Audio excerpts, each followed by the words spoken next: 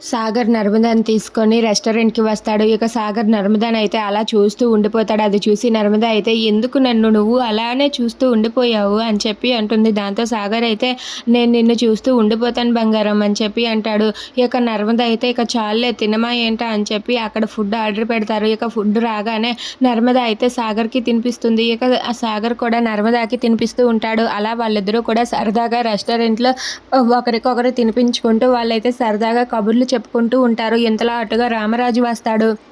రామరాజు వచ్చి అక్కడ వాళ్ళిద్దరిని చూసి ఒక్కసారిగా షాక్ అయిపోతాడు. ఏంటి వీళ్ళిద్దరూ రెస్టారెంట్‌కి వచ్చారా అని చెప్పి అనుకుంటూ ఉంటాడు. ఇక అక్కడ ఉన్న నర్మద అయితే సాగర్‌కి తినిపిస్తూ ఉంటే సాగర్ అయితే చాలా హ్యాపీగా ఆ ఫుడ్ అయితే తింటూ ఉంటాడు. అది చూసి రామరాజు ఒక్కసారిగా షాక్ అయిపోతాడు. ఒరేయ్! నువ్వు నీ భార్యను తీసుకుని రెస్టారెంట్‌కి ఎప్పుడైనా వెళ్ళొచ్చు. ముందు నువ్వు ఆ బియ్యం ఆర్డర్ అంటే ఇవ్వు అని చెప్పి రామరాజు అన్న మాటలు సాగర్ పక్కన పెట్టేసి మరి తన భార్యను తీసుకొని రెస్టారెంట్‌కి రావడంతో రామరాజు ఒక్కసారిగా షాక్ అయ్యి అలా ఉండిపోతాడు.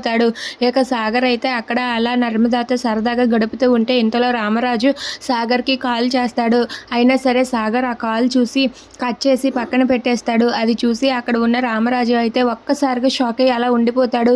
ఏంటి వీడు నా మాట అన్నా నేనన్నా లెక్క లేకుండా తన భార్యతో కలిసి గడుపుతున్నాడా అని చెప్పి రామరాజు అయితే షాక్ అయ్యి అలా చూస్తూ ఉంటాడు. ఇక అక్కడ ఉన్న నర్మద అలాగే సాగర్ వాళ్ళిద్దరూ కూడా సరదాగా టైం స్పెండ్ చేస్తూ వాళ్ళైతే కబుర్లు చెప్పుకుంటూ ఫుడ్‌ని తింటూ ఉంటారు. అది చూసి రామరాజు చాలా కోపంతో రగిలిపోతాడు. If you like this video please subscribe our channel.